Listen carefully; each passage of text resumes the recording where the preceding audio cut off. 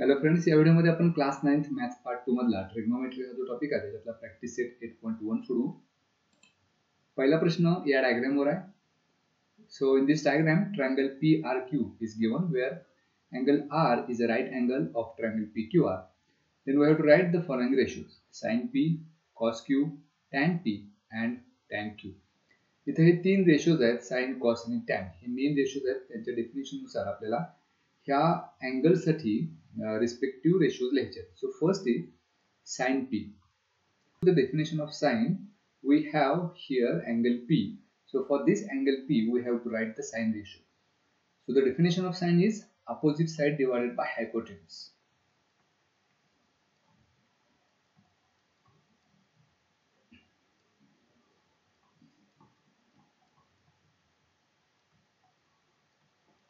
So here we need opposite side to angle P. Angle P च्या opposite side म्हणजे त्याच्या समोरची side आहे RQ.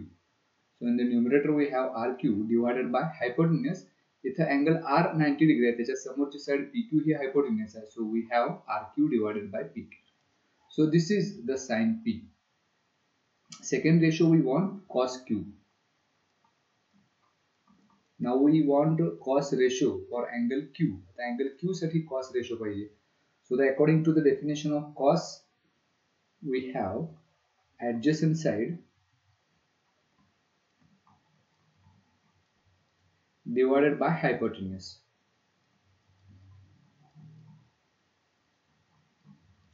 So side adjacent to angle Q is RQ divided by hypotenuse is PQ. So we get the ratio RQ divided by PQ. So this is the second ratio. Third ratio we want is tan P. Now we have again angle P. For this angle P we want tan ratio. So according to the definition of tan, we have opposite side divided by adjacent side.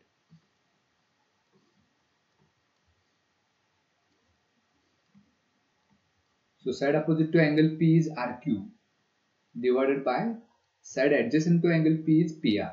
So RQ divided by PR. And the fourth ratio we want is tan Q. So again we need the same ratio tan but for angle Q. तर इथे angle बदललाय. या angle Q साठी opposite side आणि adjacent side आपल्याला लिहायचे आहे.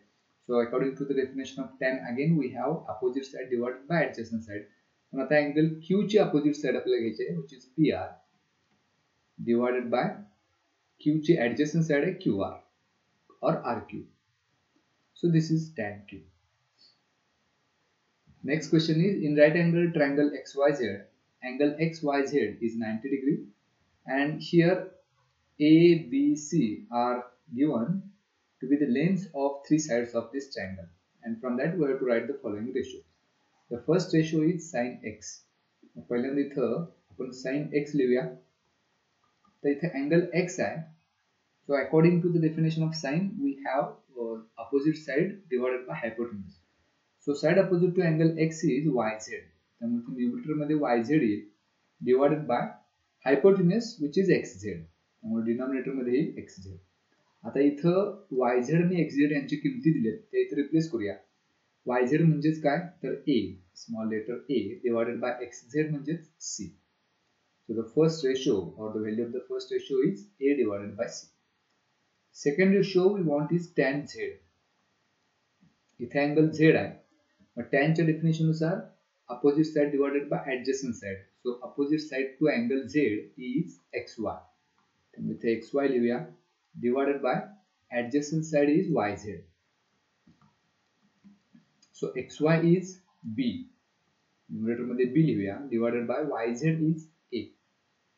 So the tan z is b divided by a. तिसरा ratio आहे cos x. इथे अँगल x आहे. cos च्या डेफिनेशन नुसार adjacent side divided by hypotenuse. So adjacent side to angle x is xy. Numerator मध्ये xy येईल divided by hypotenuse is xz. So xy, length of xy is b divided by length of xz is c. So this is cos x. शेवटचा ratio आपल्याला पाहिजे तो म्हणजे tan x. म्हणजे x या angle साठीच आता tan रेशो आपल्याला शोधायचा. टॅनच्या डेफिनेशन नुसार opposite side divided by adjacent side. x ची अपोजिट साइड आहे yz, त्यामुळे न्यूमरेटर मध्ये yz येईल डिवायडेड बाय x ची adjacent side is xy. That is equal to yz त्याची लेंथ आहे a, xy त्याची लेंथ आहे b. So the last ratio is a divided by b. Okay, the next question is again on this right angle triangle LMN, where angle LMN is equal to 90 degree, measure of angle L is 50 degree and measure of angle N is 40 degree. And from this we have to write the following ratios. आता इथे त्या अँगलचं नाव देण्याऐवजी major दिले, म्हणजे पहिला ratio आपल्याला पाहिजे sin 50 degree. मग sin 50 डिग्री म्हणजे या डायग्राम मध्ये 50 डिग्री कोणता आहे तर L. मग sin L आपल्याला लिहायचं आहे.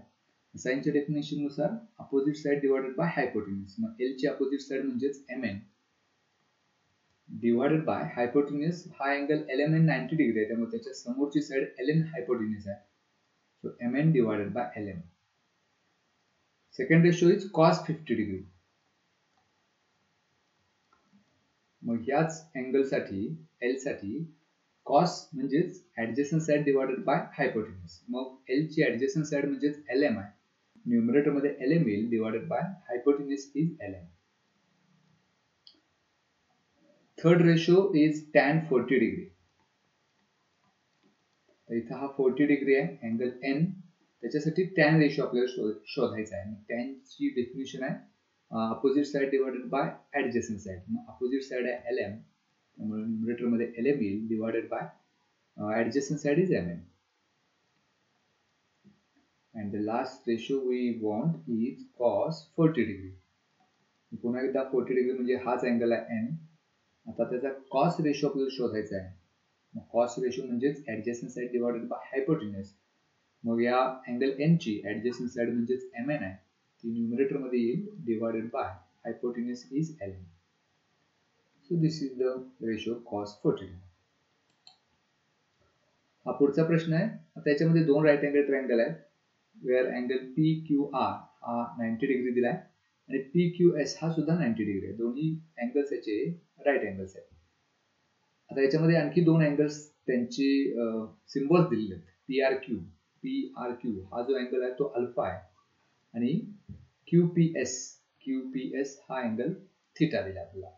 आता याच्यावरून आपल्याला हे ट्रिग्नोमेट्रिक रेशो शोधायचे आहेत. त्यातला पहिला आहे साइन अल्फा.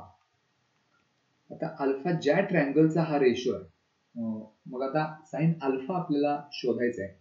म्हणजे अल्फा हा अँगल ज्या ट्रायंगलचा आहे तेवढ्याच ट्रायंगलचा आपण विचार करायचा. म्हणजे हा ट्रायंगल PQR हा राईट अँगल ट्रायंगल आहे, तेवढ्या पुरताच आपण विचार करायचा की त्याची ऍडजस्टंट साइड, त्याची अपोजिट साइड, हायपोटेन्यूज कोणता आहे.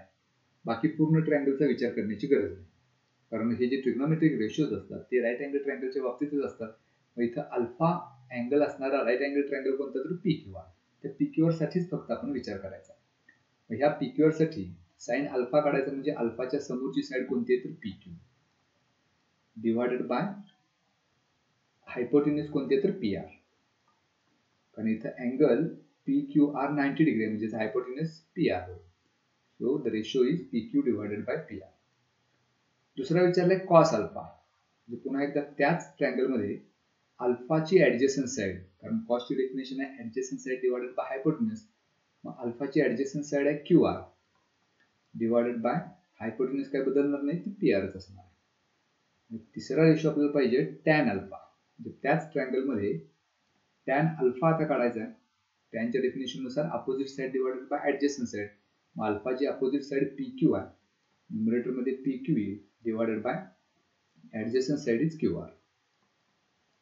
तर हे तीन रेशोज इथं या पहिल्या प्रश्नामधले आपल्याला मिळाले. दुसऱ्या प्रश्नामध्ये आणखी तीन रेशोज आहेत. त्यातला पहिला आहे साइन थीटा. तर थीटा ज्या ट्रायंगलचा अँगल आहे त्या ट्रायंगलचा आपण विचार करूया. इथं आपल्याला थीटा दिसतोय. तो ट्रायंगल कोणता तर PQS हा दुसरा राईट अँगल ट्रायंगल आहे, त्याच्या पुरताच आपण इथं विचार करायचा. साइनच्या डेफिनेशन नुसार opposite side divided by hypotenuse. थीटाची अपोजिट साइड कोणती तर QS डिवाइडेड बाय याच राईट अँगल ट्रायंगल मध्ये हायपोटेन्यूज कोणती आता PS आहे, त्यामुळे डिनॉमिनेटर मध्ये येईल PS. पुढचा रेशो आहे कॉस थीटा.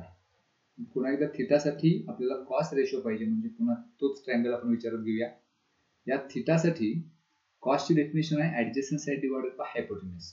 या राईट अँगल ट्रायंगल मध्ये थिटाची ऍडजस्टंट साइड कोणती, तर PQ. त्यामुळे न्यूमरेटर मध्ये PQ येईल divided by hypotenuse is PS. and the last ratio we want is tan theta. म्हणजे त्याच राईट अँगल ट्रायंगल मध्ये थिटासाठी आपल्याला tan रेशो शोधायचा आहे. टॅनच्या डेफिनेशन नुसार opposite side divided by adjacent side. थिटाची अपोजिट साइड आहे QS डिवायडेड बाय थिटाची ऍडजसंट साइड आहे PQ. So these are the ratios we want to.